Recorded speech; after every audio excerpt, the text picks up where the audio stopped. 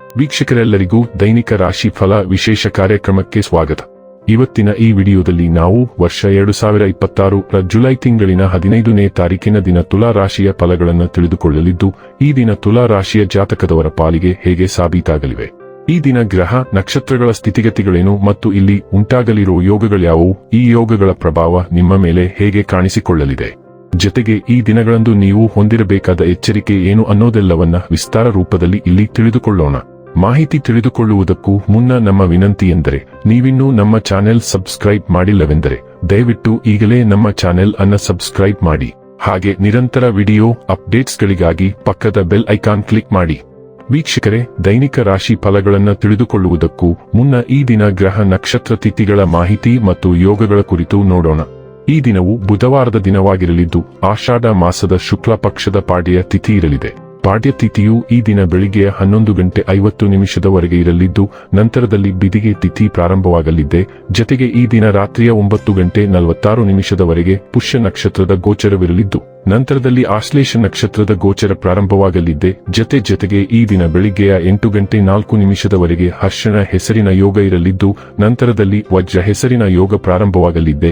ಇನ್ನು ಈ ದಿನ ಚಂದ್ರದೇವನು ಕರ್ಕರಾಶಿಯಲ್ಲಿ ಗೋಚರಿಸಲಿದೆ. ಅದೇ ಸೂರ್ಯದೇವನು ಈ ದಿನ ಮಿಥುನ ರಾಶಿಯಲ್ಲಿ ಗೋಚರಿಸಲಿದ್ದಾನೆ. ಇನ್ನು ಈ ದಿನದಂದು ಅಭಿಜಿತ್ ಮುಹೂರ್ತ ಯಾವುದೂ ಇಲ್ಲ.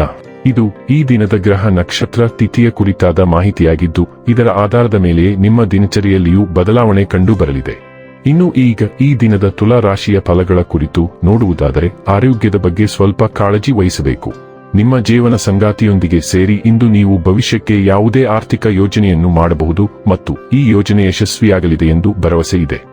ಸಂಬಂಧಿಗಳಿದ್ದಲ್ಲಿ ಸಣ್ಣ ಪ್ರಯಾಣ ನಿಮ್ಮ ದೈನಂದಿನ ಒತ್ತಡದ ಜೀವನದಿಂದ ನಿಮಗೆ ಸುಖ ಮತ್ತು ವಿಶ್ರಾಂತಿಯನ್ನು ತರುತ್ತದೆ. ನೀವು ಇಂದು ಪ್ರೀತಿ ಮಾಡುವ ಅವಕಾಶವನ್ನು ಕಳೆದುಕೊಳ್ಳದಿದ್ದಲ್ಲಿ ನಿಮ್ಮ ಇಡೀ ಜೀವನದಲ್ಲಿ ಈ ದಿನವನ್ನು ಎಂದಿಗೂ ಮರೆಯುವುದಿಲ್ಲ. ಬಾಕಿ ಇರುವ ಯೋಜನೆಗಳು ಅಂತಿಮ ರೂಪ ಪಡೆಯುತ್ತವೆ.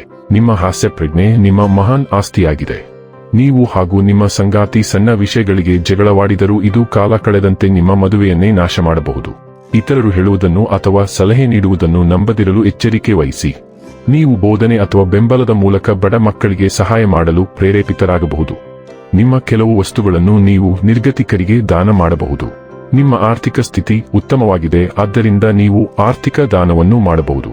ನೀವು ಹೊಸ ಪರಿಚಯಸ್ಥರೊಂದಿಗೆ ಚೆನ್ನಾಗಿ ಹೊಂದಿಕೊಳ್ಳುತ್ತೀರಿ ಮತ್ತು ನಿಮ್ಮ ಒಳ್ಳೆಯ ಕಾರ್ಯಗಳಿಗಾಗಿ ಅವರಲ್ಲಿ ಜನಪ್ರಿಯರಾಗುತ್ತೀರಿ.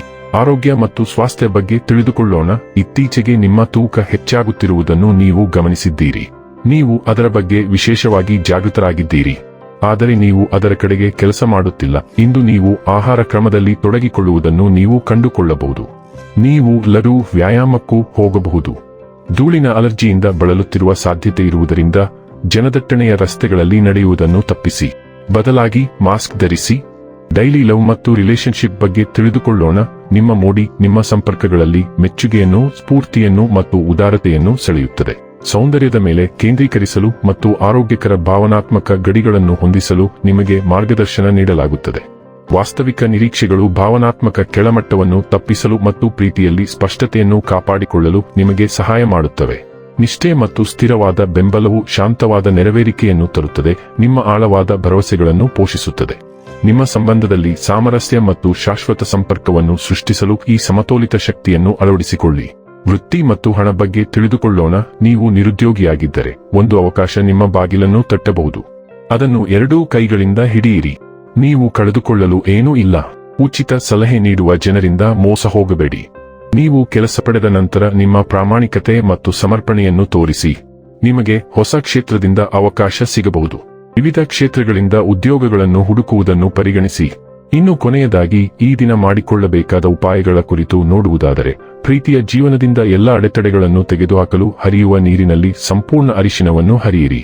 ವೀಕ್ಷಕರೇ, ಇದಾಗಿತ್ತು ತುಲಾ ರಾಶಿಯ ಜಾತಕದವರ ದೈನಿಕ ರಾಶಿ ಫಲದ ಮಾಹಿತಿ ಇಷ್ಟವಾದರೆ ವಿಡಿಯೋವನ್ನು ಲೈಕ್ ಮತ್ತು ಶೇರ್ ಮಾಡಿ. ಹಾಗೆ ಚಾನೆಲ್ ಸಬ್ಸ್ಕ್ರೈಬ್ ಮಾಡುವುದರ ಜೊತೆಗೆ ನಿರಂತರ ವಿಡಿಯೋ ಅಪ್ಡೇಟ್ಸ್ಗಳಿಗಾಗಿ ಪಕ್ಕದ ಬೆಲ್ ಐಕಾನ್ ಕ್ಲಿಕ್ ಮಾಡಿ.